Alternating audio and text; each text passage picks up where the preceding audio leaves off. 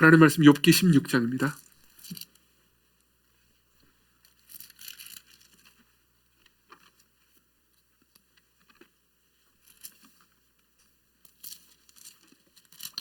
하나님 말씀 욥기 16장 6절부터 21절까지 제가 봉독해 드리도록 하겠습니다. 욥기 16장 6절부터 21절입니다. 하나님의 말씀을 들으십시오. 내가 말하여도 내 근심이 풀리지 아니하고 잠잠하여도 내 아픔이 줄어들지 않으리라. 이제 주께서 나를 피로하게 하시고 내 온 집안을 패망하게 하셨나이다. 주께서 나를 시들게 하셨으니 이는 나를 향하여 증거를 삼으심이라. 나의 파리한 모습이 일어나서 대면하여 내 앞에서 증언하리이다.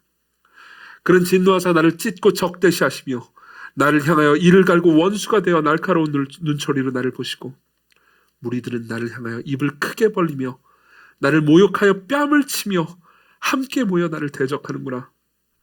하나님이 나를 악인에게 넘기시며 행악자의 손에 던지셨구나. 내가 평안하더니 그가 나를 꺾으시며 내 목을 잡아 나를 부러뜨리시며 나를 세워 관역을 삼으시고 그의 화살들이 사방에서 날아와 사정없이 나를 쏘므로 그는 내 콩팥들을 꿰뚫고 그는 내 쓸개가 땅에 흘러나오게 하시는구나. 그가 나를 치고 다시 치며 용사같이 내게 달려드시니 내가 굵은 배를 꿰매어 내 피부에 덮고 내 뿔을 티끌에 더럽혔구나. 내 얼굴은 울음으로 붉었고 내 눈꺼풀에는 죽음의 그늘이 있구나. 그러나 내 손에는 포학이 없고 나의 기도는 정결하니라. 땅 안에 피를 가리지 말라. 나의 부르짖음이 쉴 자리를 잡지 못하게 하라. 지금 나의 증인이 하늘에 계시고 나의 중보자가 높은 데 계시니라. 나의 친구는 나를 조롱하고 내 눈은 하나님을 향하여 눈물을 흘리니 사람과 하나님 사이에와 인자와 그 이웃 사이에 중재하시기를 원하노니. 아멘. 우린 계속해서 욥기를 보고 있습니다. 여러분들이 프린트를 가지고 계실 거라고 생각합니다. 프린트 가지고 계시지 못하신 분들은 혹시 옆에서 같이 좀 봐주시면 좋겠습니다. 욥기를 보고 있습니다. 욥은요, 하루아침에 모든 소유와 자녀를 잃습니다. 거대한 고통을 당하죠. 그리고 이내 건강마저도 다 잃어버립니다. 성경은 그가 무슨 죄가 있었기 때문에 이런 고통을 당하는 거라고 말하지 않습니다. 그는 의인이었다고 처음부터 밝히죠. 까닭없는 고통을 욥은 당하고 있는 겁니다. 그리고 욥기는 진지하고 길게 이 문제를 다루죠. 그리고 삶에서 여러분들은 이 문제를 반드시 직면하게 될 때가 옵니다. 지금 그 문제 앞에 계신 분들도 있을 겁니다. 물론 여러분들 중에서 고통당하는 어떤 분들은 분명히 보이는 우리의 죄 때문에 고통당하는 분들이 계실 겁니다. 어떤 분들이 약물 중독 때문에, 약물 남용 때문에 지금 고통을 당하고 계시다면 그것은 그 죄 때문에 당하는 고통이겠죠. 어떤 분들이 경제적인 큰 고통을 당하고 있는데 그 이유가 게으름 때문이라면 결국 죄가 그 고통을 야기한 겁니다. 그렇지만 삶에서는 뜻모를 고통, 이유 없는 고통이 분명히 있습니다. 그리고 성경은 이 문제에 대해서 대단히 정직하죠. 욥은 이러한 고통을 당한 사람으로서 사실 이러한 고통 중에서 그 고통을 가장 극한까지 당했다고 볼 수 있죠. 진짜 말 그대로 모든 것을 잃어버렸습니다. 자신이 사랑하는 가족들, 그리고 재산, 그리고 자신의 건강까지, 목숨을 제외한 모든 것을 잃었다고 해도 과언이 아닙니다. 그런 상황에서 욥이 인내하는 그 모든 과정을 기록한 이 욥기 있잖아요. 욥기는 정말 많은 사람들에게 위로를 주었습니다. 데이비드 애킨슨이라는 영국의 신학자가 있습니다. 이 사람이 쓴 욥기 주석도 굉장히 좋습니다. 관심 있는 분들은 한번 읽어보셨으면 좋겠습니다. 그 사람이 쓴 욥기 주석에 보면 이런 이야기가 나옵니다. 욥기를 읽는 것은 기분 좋은 일이 아니다. 그러나 욥기의 사실적인 묘사와 모든 것이 잘못되었다고 느끼면서도 마치 모든 것이 괜찮은 것처럼 가장하기를 거부하는 내용으로 욥기는 큰 위로를 제공해준다. 그것은 이 부분부터 중요한데요. 다른 누군가가 이전에 같은 경험을 했다는 사실을 아는 데서 나오는 위로이다. 여러분 보십시오. 내가 당한 고통, 이 고통을 누군가가 전에 겪은 사람이 있습니다. 그리고 그 겪은 것을 나와 함께 공감해 준다면 당연히 위로가 되지 않겠습니까? 욥이 그러합니다. 우리는 까닭없는 고통을 당하기도 하고요. 그리고 그 가운데서 까닭없는 고통을 당한 이 욥기를 읽으면서 우리는 위로를 얻을 수 있습니다. 그래서 저는 여러분들에게 욥기를 읽기를 강력하게 권합니다. 그래서 사실 이제 여러분들이 욥기를 잘 읽도록 하기 위해서 제가 욥기를 번역을 했습니다. 이제 예배 끝나면 바로 그 카톡방에 이제 제가 번역한 욥기 전문을 올려드리겠습니다. 어젯밤에 사실 번역이 끝났어요. 42장까지. 이 번역이 여러분들이 가지고 있는 개역개정 성경보다 더 낫지는 않습니다. 히브리어에서 번역한 거긴 하지만 아마도 뭐 신학적으로나 언어학적으로 제가 잘 이해하지 못한 부분도 있을 수도 있을 겁니다. 그렇지만 최대한 여러분들이 읽기 쉽게, 그러니까 어려운 단어나 이런 것도 표현을 배제하고 읽기 쉽게, 그리고 여러분들이 감정을 실어서 이 욥기 중간에 대부분이 시거든요. 이 운문의 감정을 실을 수 있도록 번역을 했습니다. 나중에 올려드릴 테니까 보시고, 그리고 온라인으로 보시는 분들도 나중에 이제 설교가 유튜브에 올라가잖아요. 그러면 밑에다가 다운로드 받을 수 있는 링크를 같이 올려드렸습니다. 이미 지난 욥기 설교는 다운로드 받을 수 있는 링크를 다 올렸습니다. 여러분들이 그 링크를 통해서 욥기 번역본을 받으실 수 있을 겁니다. 나중에 그걸 잘 편집해가지고 여러분들의 책으로 선물해드리겠습니다. 근데 이제 욥기를 읽으면 여러분들이 받을 수 있는 위로들이 이렇게 있지만 이 욥기를 어떻게 읽어야 할까요? 사실 오늘 설교의 주제는 이겁니다. 욥기를 어떻게 읽을 것인가죠. 제목이 뭐냐면, 오늘 설교 제목이 뭐냐면 욥과 함께 시련을 통과하기거든요. 근데 이제 말을 멋있게 했긴 하지만 이제 여러분들이 시련 당할 때 욥기를 읽으라는 얘기를 할 겁니다. 근데 욥기를 읽을 때 여러분들이 주의하고 생각을 해야 될 점이 있습니다. 여러분들이 유익을 얻을 수 있는 지점들이 있습니다. 그렇죠? 그리고 그 유익을 얻을 수 있는 지점을 위해서는 욥기를 읽는 방법을 좀 여러분들에게 알려드릴 필요가 있을 것 같습니다. 저는 제가 욥기를 잘 읽으면서 제가 느꼈던 지점에 근거해서요, 이렇게 말씀드리겠습니다. 첫 번째로는요, 욥의 생각을 따라가면서 욥기를 읽으라는 겁니다. 욥의 생각과 욥의 신학을 따라가는 겁니다. 이건 굉장히 중요합니다. 그게 실제로 여러분들에게 도움이 될 겁니다. 그리고 두 번째로는요, 욥을 따라서 말하는 겁니다. 실제로 욥을 따라서 말을 해보는 겁니다. 이게 욥기를 읽는 가장 좋은 방법 중에 하나입니다.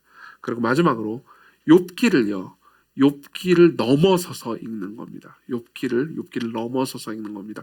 무슨 말인지 잘 모르겠지만 좀 이따 다시 설명을 해드리겠습니다. 먼저 욥의 생각을 따라가기부터 시작해보죠.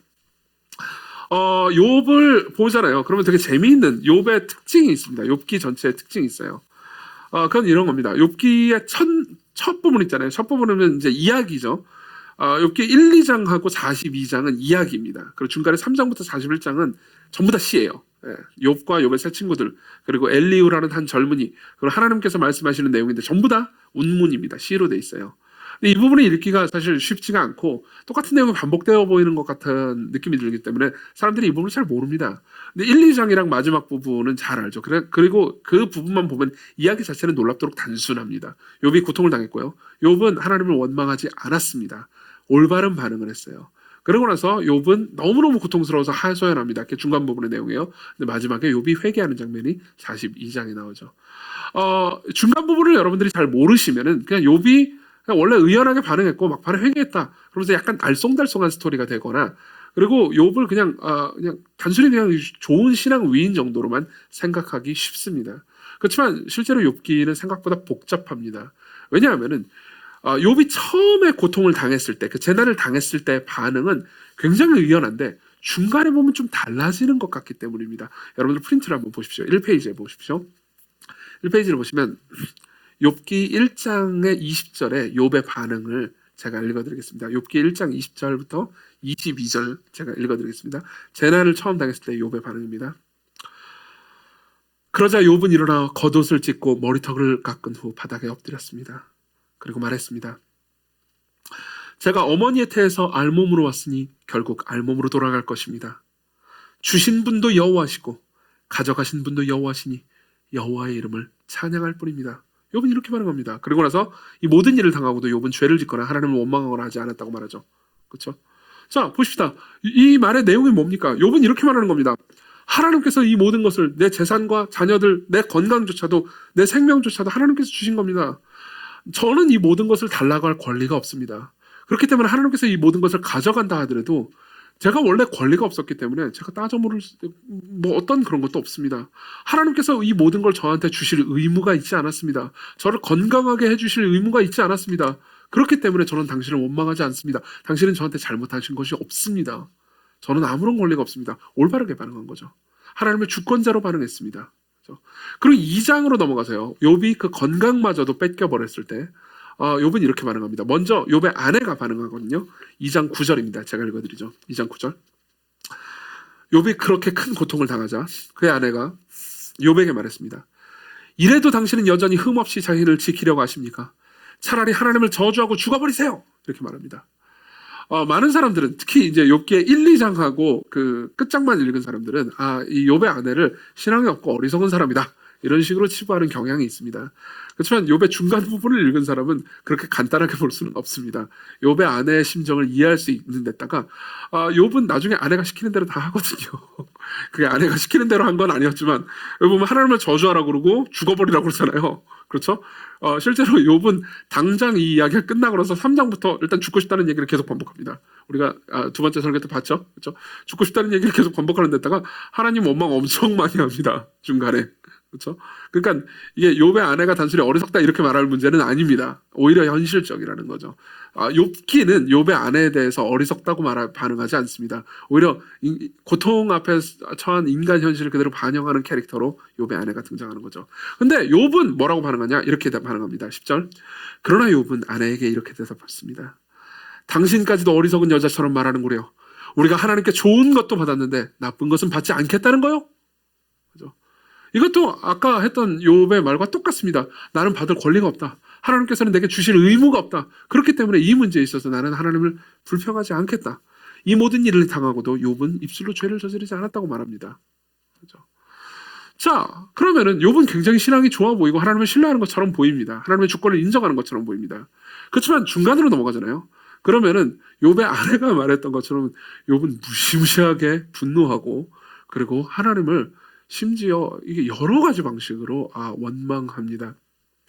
여러분들이 이 프린트를 보시면요. 30장을 볼 수 있습니다. 욥의 원망하는 반응들이죠. 혹시 프린트가 남는 게 있나요? 네. 여기 앞에 안 가지고 계신 분들도 있는 것 같아서. 네. 제가 30장 20절을 읽어드리겠습니다. 20절부터 22절. 욥의 원망하는 반응들입니다. 내가 주께 부르짖어도 주께서는 대답지 않으십니다. 내가 일어서도 나를 보아주시지 않습니다. 당신 내게 너무 잔인하십니다. 강한 손으로 저를 힘껏 치시다니. 바람에 날리고 태풍에 휩쓸리는 것처럼 저를 이리저리 때리고 걷어차셨습니다. 그렇죠? 네. 계속해서 욥은 하나님을 원망합니다. 하나님께서 나를 이리저리 때리고 걷어차셨다고 말합니다. 제가 이 부분을 번역하다가 히브리어로 이 부분을 보면서 다른 여러 가지 번역을 하다가 욥의 말을 욥의 언어와 감정을 그대로 담으려면 좀 더 상스러운 말을 쓰는 게 낫겠다라는 생각을 잠깐 한 적이 있습니다. 혹시 다구리라는 말 아시나요? 그 말을 쓸까 하다가 이거 번역본이 성경이지라고 정신 차리고 다시 이렇게 번역을 했는데 그 이미지를 떠올려도 좋습니다. 아마 욥은 그런 마음을 썼는지도 모르겠습니다. 그리고 31장 35절에 가잖아요. 그러니까 욥은 중간 내내 여러 가지 방식으로 원망해요. 그러다가 31장으로 넘어가잖아요. 31장 35절로 가면은 드디어 욥은 하나님을 재판장으로 끌고 갑니다. 고소를 해요. 제가 읽어드릴게요. 누구든지 좋으니 35절 내 변명을 들어주오. 내 서명이 여기 있으니 전능자여 대답해 주소서. 갑자기 왜 서명이 나옵니까? 왜 사인을 했다고 말합니까? 욥 자신이 고소장을 썼다는 겁니다. 욥이 지금까지 한 모든 말들이 하나님을 향한 고소장이라는 거예요. 그리고 하나님께 고소장 제출했고 나는 거기에다 서명을 했다고 말하는 겁니다. 그러니까 하나님과 더불어서 지금 법정 다툼을 벌이겠다고 말하는 거죠. 그렇죠? 당신을 내가 재판장으로 끌고 왔습니다. 나는 고소장을 썼어요. 그리고 서명까지 끝냈습니다. 소장 제출했으니까 그 다음 당신이 알아서 하십시오. 그 다음 뭐라고 말합니까? 35절 계속 나를 고발하실 거라면 고소장을 써주소서. 무슨 말입니까? 맞고소하려면 하시든가요. 그렇죠? 그리고 36절 만일 그러시다면 나는 그 고소장을 당신이 맞고소한 그 고소장을 어깨에 메고 왕관처럼 머리에 얹고 다니면서 내가 살면서 한 모든 일을 낱낱이 고하고 왕족처럼 그분 앞에 떳떳이 서리. 무슨 말입니까? 당신이 맞고소를 해가지고 고소장을 보낸다면 그 고소장을 내 머리에 왕관처럼 쓰겠습니다. 그리고 당신이 나한테 내가 뭘 잘못했다고 뭐라고 쓸진 모르겠지만 거기다 쓴 모든 내용을 이렇게 돌아다니면서 사람들한테 말할 겁니다. 나는 이런 일을 한 적이 없다고. 하나님이 나를 고소했다면 그건 하나님이 거짓말로 나를 고소한 거라고. 이렇게 말하는 거죠. 자, 보십시오. 이게 하나님의 원망을 안 하는 겁니까? 하는 겁니다. 그렇죠? 근데 보십시오. 재밌는 부분이 있습니다. 욥의 반응이 일관적으로 느껴지지 않는다는 겁니다. 전혀 일관적으로 느껴지지 않습니다. 왜 그러냐면요. 초반부에 욥은 하나님을 신뢰하는 반응으로 보입니다. 그렇죠? 그리고 그 다음에 중간에 하나님을 원망합니다. 그렇죠? 근데 또 31장, 아까 제가 31장이랑 30장 욥을 고소하잖아요. 욥이 하나님을 고소하잖아요. 사실 이게 욥이 발언하는 최후의 발언 부분이거든요. 근데 중간에 28장을 보잖아요. 그러면 갑자기 하나님을 신뢰하는 말을 또 해요. 28장을 보면 여러분들이 이 페이지를 보십시오. 이 페이지 욥이 지혜에 대해서 말하는 다짐입니다. 그러나 하나님은 그 길을 아시며 있는 곳을 아신다네. 그분만이 땅끝까지 살피실 수 있으며 하늘 아래 모든 것을 보실 수 있기 때문에 바람의 세기를 정하시고 물의 양을 정하실 때 비의 한계를 정하시고 천둥번개의 길을 정하실 때 저 주세요. 네. 네. 감사합니다. 이쪽으로 좀 주실래요? 네. 정하실 때 바로 그때 그분이 지혜를 보시고 지혜를 칭찬하시며 튼튼히 세우시고 시험해 보셨다네. 그리고 사람에게 말씀하시네. 보라 주를 경외함이 지혜요 악을 멀리하는 것이 명철이다. 무슨 말입니까? 간단하게 얘기하자면 이렇습니다. 전체 내용은 하나님이 지혜로운 분이라는 거예요. 하나님이 지혜로운 분이기 때문에 지금 우리가 겪으면서 벌어지는 모든 일을 우리는 다 알지 못하지만 하나님께서는 모든 걸 다스리시는 분이기 때문에 그 모든 걸 아신다. 그렇기 때문에 그분께 내 마음을 맡기고 그분을 경외하는 것이 진짜 지혜로운 것이다. 이 얘기를 하는 거예요. 근데 보세요. 이 얘기를 하고 나서 바로 29장에는 또 하나님을 원망합니다. 그럼 생각해보세요. 이게 어떻게 된 사건입니까? 처음에는 하나님을 신뢰하는 말을 합니다. 중간에 마구 원망합니다. 그러다가 하나님을 신뢰하는 게 또 지혜래요. 그리고 또 원망합니다. 그리고 마지막에 고소장을 제출하고 끝납니다. 이게 욥의 말이에요.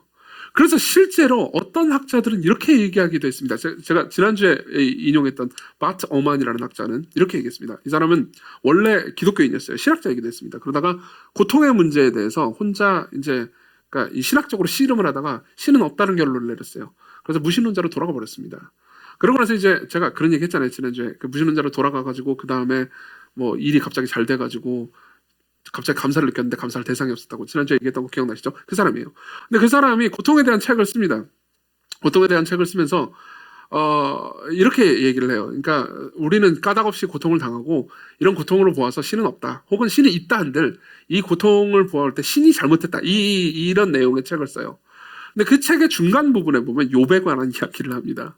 그러면서 이제 이런 이야기를 합니다. 욥기를 보면 실제로 욥이 하나님을 신뢰한 것처럼 보이지만 맨 앞부분하고 맨 뒷부분만 하나님을 신뢰하고 회개한다. 그리고 중간에 하나님을 원망하는 내용으로 꽉 차 있다.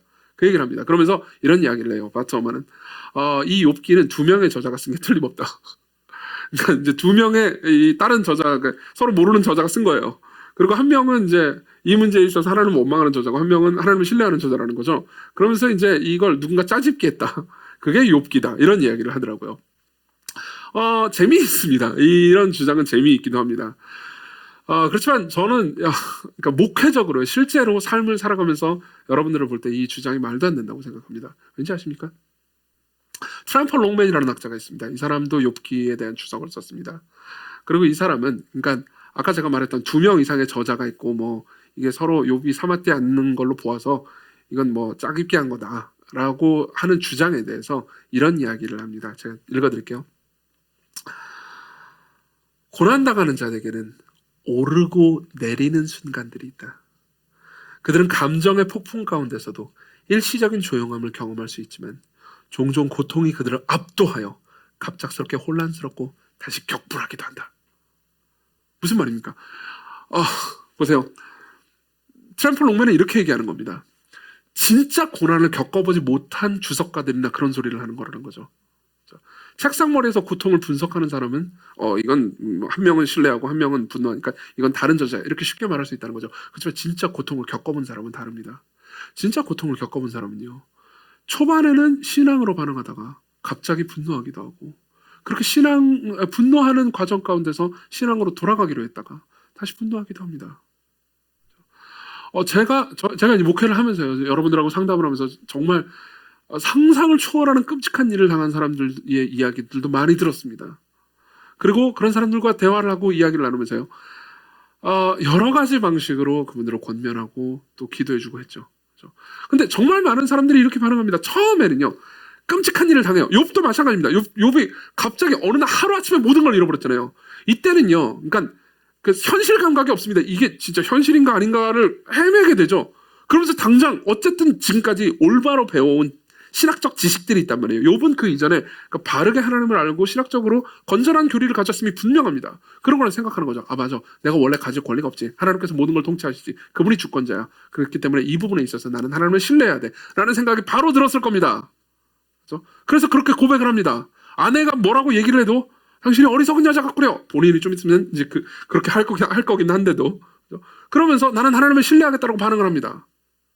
그러고 나서 잠시 지납니다. 시간이 지나요. 내 몸은 계속 아파오기 시작합니다.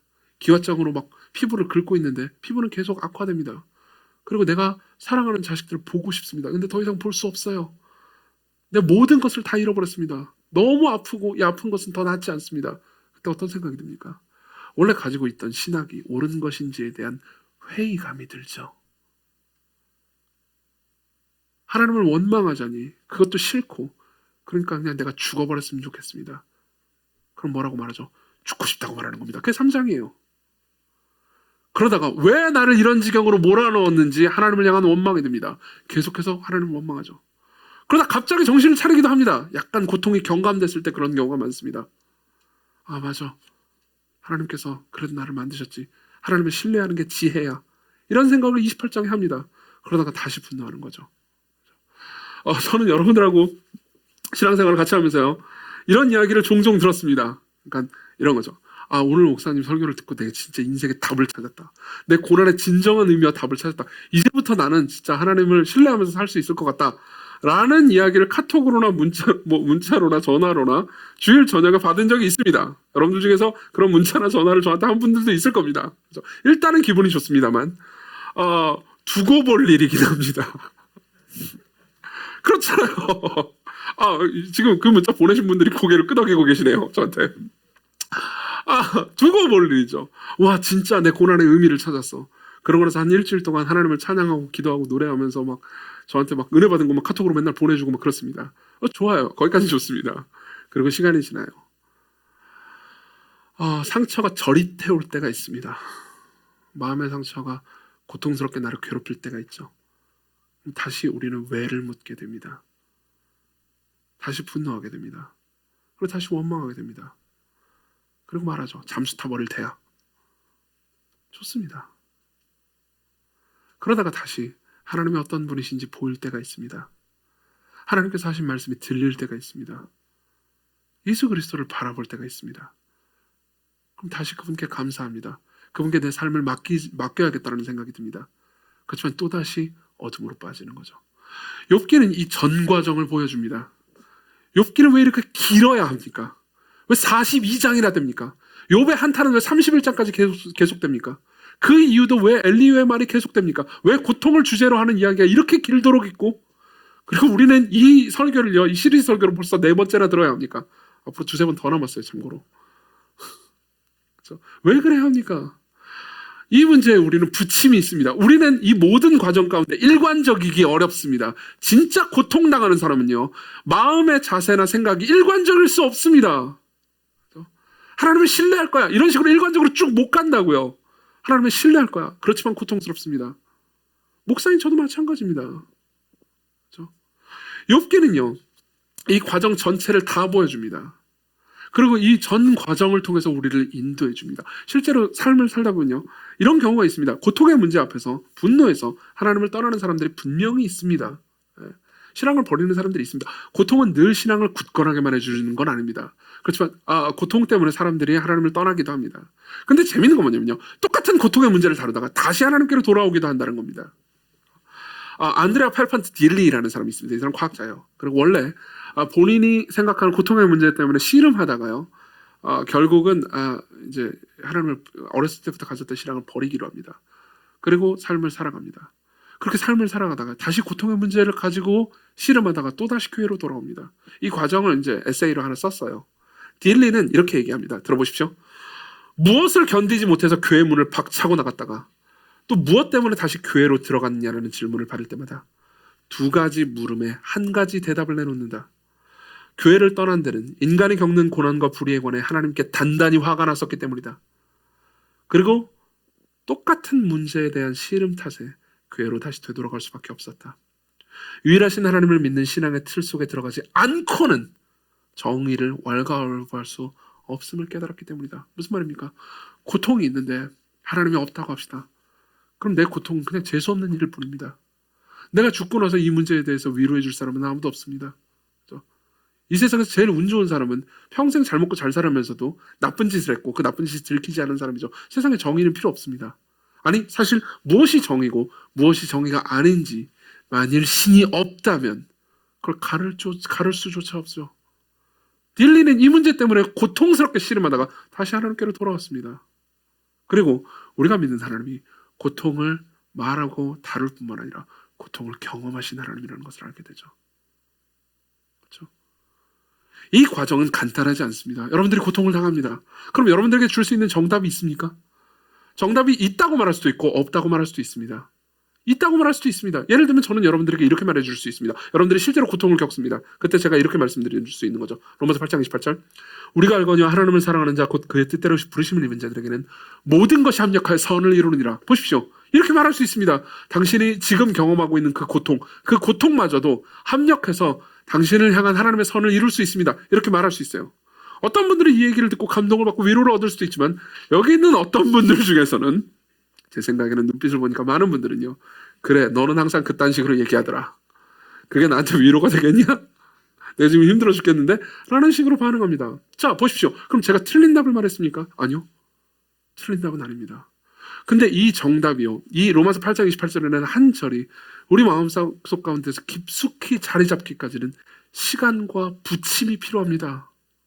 갈등이 필요합니다. 우리는 연약한 존재들이라서 하나님의 말씀 중 단 한 말씀이라도 있는 그대로 아멘으로 받아들이기 어려워합니다. 물론 그 자리에서는 아멘 하면서 열심히 살아야지라는 생각을 합니다. 그리고 시간이 지나죠. 우리는 어떻게 되죠? 욥이 마지막에 하나님과 극적으로 화해할 수 있었던 가장 큰 이유는요. 그 모든 과정을 거쳤기 때문입니다. 그 모든 과정을 하나님과 더불어서 하나님께서 그 막 억울함과 원망을 쏟아낼 때는 하나님께서 지금 자기와 함께 하신다는 것을 알지도 못했지만 하나님과 더불어서 거쳤기 때문입니다. 그리고 여러분들도 욥을 읽으면서 그 과정을 거칠 수 있습니다. 여러분들도 욥을 읽으면서 욥이 느꼈던, 욥이 만났던, 욥이 경험했던 그 하나님을 같이 읽어가면서 경험할 수 있습니다. 이게 욥의 생각을 따라가는 거죠. 자, 두 번째로 넘어가겠습니다. 욥을 따라서 말하는 겁니다. 욥을 따라서 말하는 겁니다. 이건 욥기를 읽는 가장 좋은 방법이 될 겁니다. 욥을 따라서 말하는 걸 세 가지로 나누어서 이야기해드리죠. 첫 번째는 이겁니다. 우리는 욥을 따라서 실제로 언어로 우리 입으로 소리를 내서 말할 때 우리 마음을 대변해주는 위로를 만날 수 있습니다. 말하는 겁니다. 실제로 말하는 겁니다. 욥기를 읽을 때 중간 부분, 특히 3장부터 41장에 이르는 그 중간 부분은 다 시라는 걸 명심하십시오. 제가 여러분들이 이걸 어떻게 하면 읽힐까 고민하다가 번역을 다 한 겁니다. 그리고 번역을 하면서 제가 느꼈던 것은 제가 번역을 하다가 글로 타이핑으로 쳤죠. 타이핑으로 치면서 중간중간 계속 여러 번 읊으면서 제 귀에 소리에 들리도록 말을 했다는 겁니다. 이건 대단히 위로가 됩니다. 욥기를 특별히 사랑했던 신학자가 있습니다. 철학자이기도 하죠. 키에르케고르입니다. 쇠렌 키에르케고르요. 이 사람은 실존주의 철학자이기도 하지만 경건한 그리스도인이기도 했습니다. 이 사람이 쓴 책 중에서 반복이라는 책이 있습니다. 그리고 반복이라는 책의 일부에는요, 그러니까 욥기를 자신이 얼마나 사랑하는지에 대해서 이야기가 나옵니다. 제가 인용해드리겠습니다. 내게 욥기가 없었다면 어떻게 되었을까? 그 책에 담긴 미묘한 의미들을 말로 다 표현하는 것도, 그 이야기가 내게 얼마나 다양한 의미를 지니는지를 서술하는 것도 불가능할 것이다. 어떤 이가 다른 책을 눈으로만 읽듯이 나는 욥의 이야기를 대하지 않는다. 그냥 눈으로만 보지 않는다는 거예요. 계속 나는 밤에 그 책을 침대로 가져간다. 욥이 쏟아놓는 말은 모두 내 비참한 영혼을 위한 음식과 옷과 치료제가 된다. 그가 쏟아놓는 말들은 나를 무기력 상태에서 흔들어 깨우고 쉼없이 활동하도록 새로이 자극을 준다. 당신은 정말 욥기를 읽어본 적이 있는가? 이런 종류의 글은 무엇이든 내 병든 마음에 하나님이 발라주시는 치료약과 같다. 번민의 격정을 이렇게 쏟아내는 글은 이 세상 어디에서도 찾아볼 수 없다. 그 다음 중요한 문장입니다. 밤이 되면 나는 집안 곳곳마다 불빛을 환히 밝히고는 일어서서 그 글의 일부를 큰 소리로 거의 외치듯이 읽어내려간다. 나는 마치 주정뱅이처럼 나 자신을 취하게 만드는 격정을 조금씩 들이마신다. 그렇게 한참 동안 그것을 들이키고는 마침내 그 격정에 취해 의식을 잃을 지경이 된다. 무슨 말입니까? 말로 소리를 내는 겁니다. 욥을 따라서 말하는 거죠. 욥이 하는 호소를 같이 호소하는 겁니다. 내가 겪은 고통을 먼저 겪은 사람을 따라서 말해보는 거죠. 그렇죠? 케르케고르는요, 거의 평생에 걸쳐서 엄청난 고통을 겪은 사람이고 고통의 본질이 무엇인지 아는 사람이었습니다. 그리고 여러분들이 욥기를 읽을 때, 여러분들이 고통 가운데 있을 때, 시련을 겪을 때 욥과 같이 말해본다면요, 그가 여러분들을 대변하는 것을 느낄 수 있을 겁니다. 여러분들 중에서 어떤 사람들이 이런 분들이 계실 겁니다. 나는, 그러니까 내가 겪은 고통이 있긴 하지만 나는 원래 말을 좀 잘 못해. 그런 분들 분명히 있죠. 그렇죠? 말로 내 생각과 마음을 표현하는 거에 익숙하지 않은 분들이 있습니다. 성향에 따라서 되게 다르죠. 그래서 어떤 다른 사람이 내가 생각했던 것, 내가 이렇게 말하고 싶었던 것을 누가 대신 말해주면 속이 후련하고 시원하고 뭔가 치유가 되는 것을 경험한 분들이 분명히 있을 겁니다. 그렇죠? 욥이 그럴 겁니다. 욥이 여러분들의 말을 대신해 줍니다. 욥이 여러분들을 대변해 줍니다. 여러분들이 욥을 따라서 읽으면서 그분을 따라서 하나님께 말할 수 있는 겁니다. 그뿐 아닙니다. 여러분들 중에서 이런 생각이 드시는 분들이 계실지 모르겠는데, 이게 케르케고르가 이렇게 말하고 보니까 진짜 취하면 어떻게 하죠? 실제로 누가 저한테 제가 이 말을 인용해 드리니까 이렇게 얘기하더라고요. 이게 좀 위험하지 않나요? 하나님께 계속 원망하는 내용을 그냥 따라 읽는 건 위험하지 않나요? 아니요. 욥의 말을 여러분들이 따라간다면요, 안전장치가 있는 말을 따라가는 겁니다. 이게 두 번째예요. 안전장치가 있습니다. 예를 한번 들어보죠. 이 페이지 보면요, 중간에 악인들이 잘 산다고 불평하는 욥 이야기가 나오죠. 21장입니다. 제가 읽어드리죠. 21장 7절. 대체 왜 악인들은 아직 그토록 잘 사는지, 어찌 그리 오래 살며 점점 더 건강한지, 자식들은 그를 둘러싸고 든든히 서며 그들의 자식들도 든든히 자리를 잡네. 그 집안은 안전하고 두려움이 없으며 하나님마저도 그들에게 회초리를 치시지 않지. 무슨 말입니까? 요약하자면 이런 겁니다. 욥이 볼 때 세상에 나쁜 놈들이 너무 많아요. 근데 그 나쁜 놈들이 회개치도 않고 나쁜 짓을 계속하는데도 불구하고 나쁜 일이 안 벌어진다는 거예요. 하나님께서 좀 치셔야 되는데, 그렇죠? 그러면 사실 이 모든 것들을 보면서 절망감을 느낄 수밖에 없습니다. 근데 보십시오. 대체 왜 악인들은, 그 다음 제가 밑줄을 걸었죠. 아직이라는 말을 씁니다. 이런 겁니다. 희망을 아예 놓은 건 아니라는 거죠. 실제로 욥기 전반을 읽으면서 제가 느꼈던 것도 그거였습니다. 희망을 완전히 놓은 게 아닙니다. 마지막 날에 심판하실 것을 하나님은, 욥은 알고 있습니다. 계속해서 하나님이 심판하지 않을 거야, 하나님은 회초리를 들지도 않지 라고 지속적으로 말하지만 욥의 마음 가운데, 욥은요, 그러니까 자신이 감정으로 내뱉고 막 하나님을 원망하고 싶은 마음과 동시에 자신의 이성으로 굳건하게 믿고 있는 하나님에 대한 지식, 올바른 성경적이고 바른 교리를 굳건히 붙들고 있습니다. 이게 안전장치가 되죠. 그리고 하나님께 진솔하게 말할 수 있도록 만들어줍니다. 여러분들은 하나님께 욥을 따라서 말할 때 하나님께 진솔하게 말하는 동시에 안전장치가 있는 방식으로, 다시 말하면 소망을 완전히 놓지 않는 방식으로, 완전하게는 절망하지 않는 방식으로 말할 수 있습니다. 그리고요, 세 번째로 이런 측면이 있습니다. 여러분들이 욥의 말뿐만 아니라 욥기를 읽을 때요, 욥의 친구들의 말도 같이 읽을 필요가 있습니다. 그렇죠? 욥의 친구들의 말은 다 정죄하는 말이고 잘못된 말이니까는 버려야지, 이렇게 생각하시면 안 됩니다. 왜냐하면요, 여러분들이 욥의 친구들의 말을 읽을 때 여러분들은 일종의 백신을 맞게 되기 때문입니다.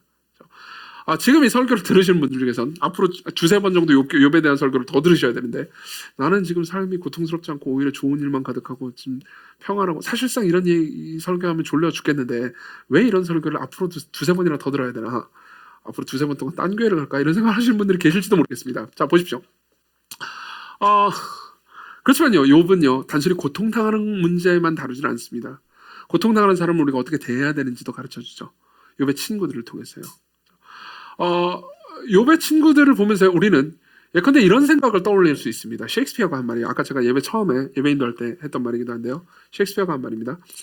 상처 입어보지 않은 사람은 흉터를 놀린다. 이해되시나요? 상처 입어보지 않은 사람들만 흉터를 놀립니다. 여러분 어렸을 때 기억나나요? 저도 그랬습니다. 제가 어렸을 때 제 친구 중에서는 머리에 이 흉터가 나가지고 머리카락이 없는 그런 부분이 있는 그런 친구들 있잖아요. 그런 친구들 보면서 이렇게 되게 이렇게 손가락처럼 하면서 비웃으며 놀렸던 게 생각이 납니다. 되게 부끄러운 과거죠. 그렇죠? 왜요? 내가 상처받아 본 적이 없으니까. 상처와 고통의 의미를 알지 못하는 사람은요, 상처와 고통을 받은 사람이 가지고 있는 흉터를 보면서 못생겼다고 놀릴 수 있습니다. 그렇지만 여러분들이 삶을 살면서 자라가고 고통을 이해하게 되고 고통당하는 사람들을 동정해보게 되면요, 더 이상 놀리지 않습니다. 맞죠? 여러분들이 욥의 친구들의 이야기를 읽으면서 상처받은 사람을 긍정하고 사랑한다는 것이 어떤 것인지 이해할 수 있습니다. 경험적으로 이해할 수 있습니다. 저는 이 욥기 전체를 번역하면서 이런 생각을 굉장히 많이 했습니다. 제 번역기를 많이 얘기하게 되는데요. 와, 진짜 화난다 이런 생각 되게 많이 들었었어요. 특히 욥의 친구들을 말을 할 때는 초반에는 제가 지난주에도 말씀드렸지만 초반에는 좀 약간 점잖은 말로 회개해라 그러다가 나중에 막 저주까지 하거든요. 없던 말 지어내가지고. 그러면 사실은 이제 분노하는 마음이 올라가죠. 그 모든 것들이 제게는 교훈이 되었습니다. 왜냐하면 저는 그러니까 항상 제가 욥기를 읽으면서 저는 저 스스로를 욥의 감정이입하는 경우가 많았거든요. 우리 보통 욥의 감정이입하잖아요. 근데 욥기를 다 읽어보니까 제가 감정이입하는 대상은 주로 욥이지만 제가 지금까지 삶을 살아오면서 제가 행했던 짓은 욥의 새 친구들과 비슷하구나라는 생각을 많이 겪었습니다. 여러분들도 그런 것들을 느끼셨으면 좋겠습니다. 그리고 그뿐 아닙니다. 여러분들이 삶을 살면서요, 물론 모든 고난이 다 죄 때문에 발생하는 건 아니다라는 것을 지식으로 압니다. 이미 제가 3번의 설교를 통해서 그 얘기를 여러 번 반복했습니다. 맞죠? 여러분들이 지식적으로 최소한 그러니까 모든 고난이 다 죄로부터 발생하는 건 아니고 이유 없는 고난이 있고 그리고 그 가운데서도 하나님의 선하신 이유가 있다는 것을 계속해서 반복해서 듣습니다. 그럼에도 불구하고 실제로 고통을 당하잖아요. 그럼 여러분들은 자동 반사적으로 내가 뭘 잘못했나? 라는 생각을 합니다. 두려움을 가집니다. 실제로 전부 다 제가 들었던 얘기입니다. 어떤 우울증, 아주 심각한 우울증에 걸린 분이 한 분 계셨습니다. 그분은 교리도 굉장히 잘 알고 있는 분이고 그리고 고통에 대한 신학도 이미 공부를 해보신 분입니다. 근데 그분이 진심으로 저한테 했던 말이 있습니다. 내가 과거에 무슨 끔찍한 일을 저질렀기 때문에 지금 이런 일을 당하는 게 틀림없다고요. 제가 아는 어떤 선교사님이 있습니다. 실제로 했던 말입니다. 이 선교사님은 당연히 신학을 가르치시고 사람들에게 복음을 전하는 분이고 그것도 건전한 교리를 가지고 계신 분이었습니다. 그리고 그분이 선교지에서 아주 끔찍한 일을 당하셨습니다. 그리고 저한테 통화하면서 했던 말이 그거였습니다. 하나님께서 나를 벌하신 걸 보니까 내가 뭔가 분명히 잘못한 게 내가 사역 가운데 뭔가 분명히 단단히 잘못한 게 사실일 거라고. 그래서 제가 물어봤죠. 여쭤봤습니다. 특별히 생각나시는 게 있습니까? 잘 모르겠다. 근데 왜 그렇게 생각하시죠? 목사님도 우리 선교사님이지만 목사님이기도 하니까 목사님도 이 모든 거에 대한 신학을 욥기를 하시지 않습니까? 근데도 불구하고 우리 마음 깊숙한 곳에 내재되어 있는 어떤 인과응보의 신학이 있습니다. 그러면 여러분들이 계속해서 욥기를 따라가잖아요. 그러면 그 인과응보의 신학에 저항할 수 있는 마음을 가지게 되는 거죠. 고통을 진정으로 이해하게 되는 겁니다. 그러면 오늘의 결론은 오늘의 적용은 욥기를 다 번역했으니까 열심히 읽어라 입니까? 맞아요. 네, 맞아요. 이거 오늘의 결론이기도 해요. 제가 번역한 걸 강독하는 시간을 가질 겁니다. 같이 읽는 시간이요. 제가 나중에 공고해 드리겠습니다. 같이 읽을 겁니다. 줌으로 여러 가지 같이 읽을게요. 그렇지만 여러분들이 단순히 이것을 읽는다고 모든 것이 해결되는 건 아닐 겁니다. 여러분들은 욥기를 진정한 방식으로 읽어야 합니다. 욥기를 넘어서서 읽는 거죠. 욥기를 넘어서서 읽는 겁니다. 설교 끝날 시간이 되어가고 그리고 제가 보통 설교 마지막 부분에 무슨 얘기를 하는지 여러분들이 익숙할 때니까 이때쯤이면 슬슬 예수님에 관한 이야기를 하고 거의 마무리 지을 때가 됐군 이런 생각이 드실 겁니다. 맞아요. 예수님 얘기를 할 겁니다. 실제로 욥기를 제대로 읽어낸 모든 신학자들은요, 예수 그리스도와 그분의 십자가 없이 욥기를 전혀 이해할 수 없다고 말하기 때문이죠. 프란시스 앤더슨이라는 학자가 있습니다. 이 사람도 구약학자고요. 욥기에 대한 굉장히 탁월한 주석을 썼습니다. 그 주석을 쓰고 이렇게 이야기합니다. 욥이 미치도록 갈망했던 일이 실제로 일어났다.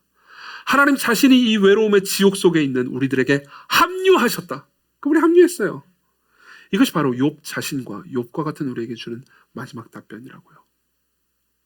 자, 근데 보십시다. 우리는요, 보통 설교의 마지막 부분에 이런 이야기가 나오니까 그래, 모든 정답은 예수님. 그리고 끝내면 그냥 답을 알았다고 생각하기 쉽습니다. 맞죠? 근데 사실 이건 정확히 안 게 아닙니다. 안 그래요? 여러분들이 까라마조프의 형제들, 도스토옙스키의 장편 소설이죠. 3권짜리 까라마조프의 형제들을 안 읽어봐도 유튜브에 가잖아요. 그러면 까라마조프의 형제를 딱 치면은 그걸 5분 혹은 10분으로 스토리 요약해 주는 게 있습니다. 그걸 다 듣고 나서 여러분들이 까라마조프의 형제들을 읽은 척 할 수는 있습니다. 다른 사람한테요. 그렇지만 여러분들이 읽은 게 아닙니다. 특히 저같이 덕질하는 사람한테 가면은 이제 읽은 게 아닌 게 들통나겠죠. 저는 뭐 까라마조프 형제들 미쳐있는 사람이니까. 근데 보십시오. 아, 그 5분짜리 혹은 10분짜리 동영상만 봐도 전체적인 줄거리는 다 이해할 수 있습니다. 하지만 그걸 실제로 다 들어가서 아는 건 아닌 거죠. 거기 나오는 그 모든 뭐 이반의 대사라든가 알료샤의 대사를 다 즐긴 건 아닙니다. 마찬가지예요. 여러분들은 욥기의 결론을 아주 쉽게 알 수 있습니다. 인생의 고난의 결론에 대해서 아주 쉽게 정답을 알 수 있습니다. 쉽게 정답을 말해줄 수도 있고요. 그거에 대해서 설교할 수도 있을 겁니다. 누군가는요. 그렇지만 그 과정을 누리는 거는요. 그 모든 것의 결론이 예수 그리스도라는 과정을 누리는 건 다릅니다. 욥기를 실제로 읽어가면서 그 과정을 경험하는 건 다릅니다. 여러분 보십시오. 3페이지, 2페이지 마지막 부분을 보십시다. 제가 여러 본문을 실어놨는데요. 제가 읽어가면서 얘기해드리죠. 읽어가면서 욥기를요. 욥기 바깥에서 읽는 방법을 알려드리겠습니다. 욥기 바깥에서 읽는 겁니다. 이거요. 보세요. 욥기는요. 욥기로 끝나지 않습니다. 하나님께 감사하게도.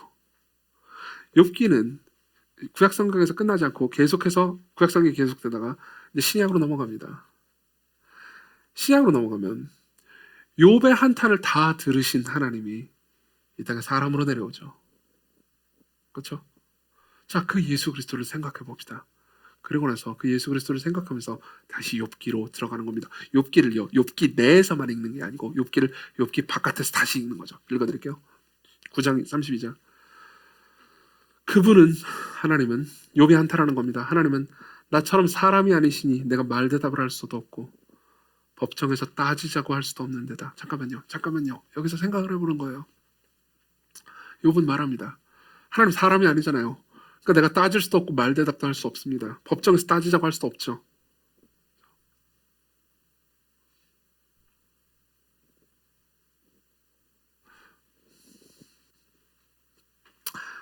하나님께서는 이 이야기를 듣고 슬며시 웃으셨을 것이 거의 분명해 보입니다. 왜요? 그 하나님이 사람이 되셔서 오셨죠. 붙잡고 따질 수 있는 분으로, 법정으로 끌고 갈 수 있는 분으로. 그리고 그 하나님이 법정으로 끌려가셔서 빌라도에게 재판을 받으셨죠. 우리 사이에 중재해 줄 리도 없고 판결해 줄 리도 없구나. 나를 때리는 몽둥이를 거두게 하시고 그분을 향한 두려움을 3페이지입니다. 거두게 하시느니 그런 분이 있다면 나 두려움 없이 말하리라. 하지만 내게 그런 일이 있기는 하려나. 보세요. 욥이요 말합니다. 내게 그런 일이 있기는 하려나. 그리고 욥은 죽습니다. 나중에 죽어요. 42장 가면 욥이 죽었다는 얘기로 끝납니다. 그리고 아버지의 품에 안기겠죠. 그리고 거기서 성자 하나님을 봅니다. 2주 전에도 제가 그런 얘기 했죠. 그 성자 하나님이 사람이 돼서 내려옵니다. 그리고 그 성자 하나님이요, 나를 때리는 몽둥이 거두게 하시고 그분을 향한 두려움을 거두게 하시는 분, 두려움 없이 말할 수 있는 분이 되셔서 이 땅에 오셨습니다. 욥은 말하는 거죠. 그런 일이 내게 있기는 하려나. 예, 그런 일이 있었습니다. 욥은 그저 소망만 말했을 뿐이지만 욥의 소망은 욥이 감히 바라거나 상상한 것보다 훨씬 더 위대하게 성취됐죠. 16장 6절로 가보죠. 이 부분은 좀 길지만 제가 읽어드리겠습니다. 근데 이걸 읽을 때 이렇게 생각해 봅시다. 먼저 여러분들이 생각해야 되는 게 있어요. 욥이 하늘에서 있습니다. 그리고 하나님의 영원한 아들이 사람이 돼서 이 땅으로 내려간 걸 보죠. 그죠? 욥은 구약 사람이니까요. 하나님의 영원한 아들이 이 땅에 오셨을 때 자기와 같은 사람이 되십니다. 근데 그 자기와 같은 사람이요, 자기가 읽었던 그 성경을 읽습니다. 욥 본인은 욥기가 성경에 들 줄은 몰랐을 테니까. 근데 자기가 한 말이 전부 다 성경에 기록되어 있단 말이에요. 근데 그 책을 예수님이 읽으세요. 예수님이 읽으셨죠.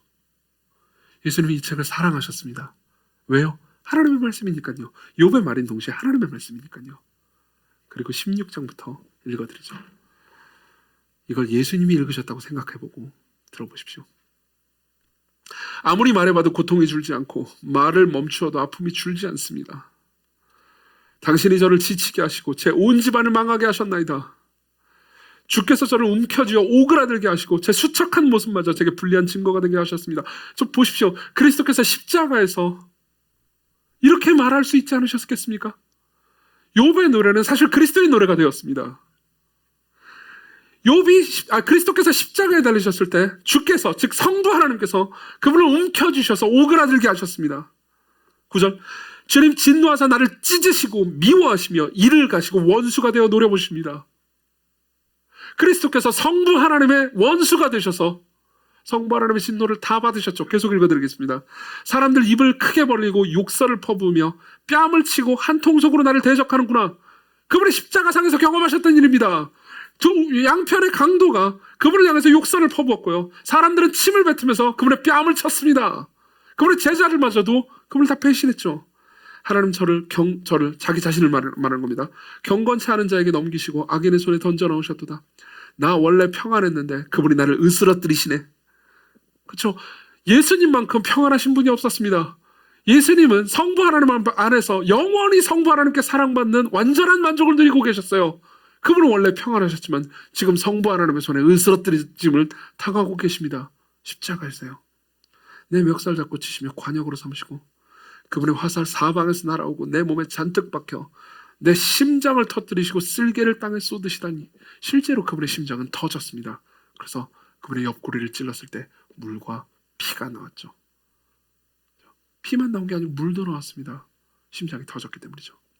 그분 나를 치시고 친 곳을 또 치시고 전사처럼 내게 돌진하시네. 내 맨살에 300조각을 꿰매어 덮으니 내 명예는 땅속으로 파묻혔다. 내 얼굴 하도 울어 벌겋게 달아올랐고 내 눈꺼풀 위에는 죽음의 그림자가. 내 손은 불의를 행한 적이 없고 내 기도는 늘 순결했지만 예수님이야말로 예수님의 손으로 불의를 행한 적이 단 한 번도 없고 그분의 기도는 완벽하게 순결했죠. 욥보다 훨씬 더 낫게, 욥보다 훨씬 더 위대한 분이 욥보다 완벽한 행위를 행하셨습니다. 그렇지만 땅이여 내 피를 덮지 말아라. 내 부르짖음 흩어지게도 말아라. 그리고 19절부터 말합니다. 이건 욥의 소망이에요. 하늘에 지금 내 증인이 분명히 계시리. 높은 곳에 내 변호사가 계시리. 내 친구들 나를 조롱하나 나는 하나님 앞에 오열하리. 사람이 친구를 위해 변호하듯 그가 내 변호사가요 하나님께 내 사정하리리. 무슨 말입니까? 욥은 이렇게 말하고 있는 겁니다. 이 모든 재판 가운데서, 이 모든 상황 가운데서, 친구들이 나를 조롱하고 비난하는 가운데서 나는 내 변호사를 하나도 발견할 수가 없습니다. 그렇지만 나는 희망합니다. 하늘에 내 변호사가 계실걸요. 근데 생각해보면 그 하늘에 그분이요, 나를 두드려 패시고 침대를 또 치시고 발길로 걷어 차시는 분이에요. 근데 그분이 어떻게 내 변호사가 됩니까? 그냥 소망할 뿐이에요. 그렇지만 욥은 자신이 바라고 상상했던 것보다 훨씬 더 위대한 결과를 맞이할 수 있습니다. 왜냐하면 욥이 이렇게 말할 때 진짜 변호사가 그 보좌 우편에 계셨거든요. 진짜 변호사가 그 보좌 우편에 계셨습니다. 욥이 이 노래를 부를 때 욥이 말할 그때 진짜 변호사가, 욥을 위한 변호사가 계셨습니다. 근데 그 변호사는 어떤 변호사입니까? 그 변호사는 욥이 겪은 그 모든 고통을 진짜 다 겪은 분입니다. 여러분 혹시 소송에 휘말려 보신 분들이 계신지 모르겠습니다. 여러분들이 소송을 하잖아요. 그럼 여러분들은 변호사를 사게 됩니다. 맞죠? 변호사를 구하게 됩니다. 여기 혹시 변호사분들이 계신지 모르겠는데요. 변호사분들이 일이 많기 때문에요. 그러니까 지금 내 입장에서는 인생을 결정할 만한 중요한 소송인데 이 모든 걸 막 성심성의껏 친절하게 다 대해주지 않는 경우가 있습니다. 저도 여러분들 상담하다가 소송과 연관돼가지고 힘들어하는 분들의 이야기를 많이 들었고요. 그분들 중에 많은 분들이 공통적으로 하소연하는 것 중에 하나가 그러니까 변호사분이 내 건에 관심이 없는 것 같아요. 나한테 그 친절하게 대해주지 않아요. 이런 거였습니다. 물론 간단한 문제는 아니겠죠. 그렇죠? 그렇지만 그 소송 당한 본인한테는 너무너무 큰 일이기 때문에 변호사가 자기 일처럼 이 모든 걸 해주기를 바랄 겁니다. 그리고 욥의 변호사는요, 욥의 일을요, 욥이 경험한 모든 것을, 그분이 죄를 지은 적이 없지만 다 경험하시면서 욥을 위해서 속죄하셨죠. 그분은 진짜 변호사고 가장 위대한 변호사십니다. 욥이 이 노래를 부를 때, 16장을 부를 때 욥이 생각하고 바란 것보다 훨씬 더 위대한 변호사가 하늘에 계셨습니다. 그렇지만 그 변호사가 이 땅에 오셔서 욥기를 읽으면서 이 노래를 부르실 때 예수 그리스도를 위한 변호사는 아무도 없었습니다. 성부 하나님은 예수님의 편이 아니었습니다. 제자들도 예수님의 편이 아니었습니다. 그분은 철저하게 고독하게 홀로 남겨졌죠. 왜요? 욥을 위해서요. 그리고 여러분들을 위해서요. 한 부분만 더 읽어드리죠. 19장 6절입니다. 알아두게나 하나님이 나를 학대하시고, 욥이 하는 말입니다. 그분이 나를 금을 쳐서 잡으려 하신 것을 내가 폭력이다 라고 외쳐도 듣는 이가 없고, 살려줘야 하고 부르짖어도 정의로운 처분 없네. 그분이 내 길을 막아 담을 쌓으시고 내 앞길에 어둠가라 가두어 놓으셨네. 내게서 명예를 벗겨버리시고 내 머리에서 면류관을 치워버리셨네. 내가 죽도록 사방에서 두드려 패시니 그분 나의 희망을 나무 뽑듯 뽑으셨네. 나를 향해 진노의 불이 이글이글 나를 그분의 원수로 여기시는도다. 예수님께서 이 노래를 부르셨다면 완벽하게 예수님의 상황에 들어맞는 노래였습니다. 그분은 그분의 머리에 쓰고 있던 면류관을 벗고, 즉 하늘 보좌 버리고 이 땅에 내려오셨죠. 그리고 그분이 쓰신 것은 무엇이었습니까? 가시면류관이었습니다. 자, 여러분들이 욥을 읽습니다. 욥기를 읽습니다. 오늘 설교 제목이 뭐냐면요, 욥과 함께 시련을 통과하기예요. 욥이 하는 말을 여러분들이 합니다. 욥이 경험하는 감정을 여러분들이 따라서 겪습니다. 그렇지만 여러분들은 욥만 보지 않습니다. 여러분들은 신약 시대 사람이고, 여러분들은 여러분들을 위한 구주, 여러분들을 위한 영원한 변호사를 알고 있습니다. 그 변호사를 생각할 때, 여러분들이 욥기를 읽을 때 더 이상 욥의 이야기로만 읽을 수가 없습니다. 여러분들이 욥의 손을 잡고 욥과 함께 시련을 통과하려다가 욥보다 더 크신 분, 욥을 위해서 죽으신 분, 여러분들을 위해서 죽으신 분과 함께 시련을 통과하게 되죠.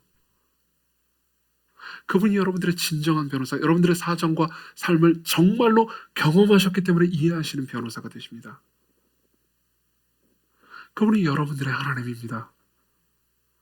여러분들이 하나님을 찾는다면 여러분들이 만나게 되는 하나님이 바로 그분입니다. 그리스도께로 오십시오. 그분 안에서만 여러분들이 정말로 위로받을 수 있습니다.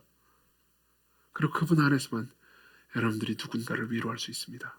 같이 기도합시다.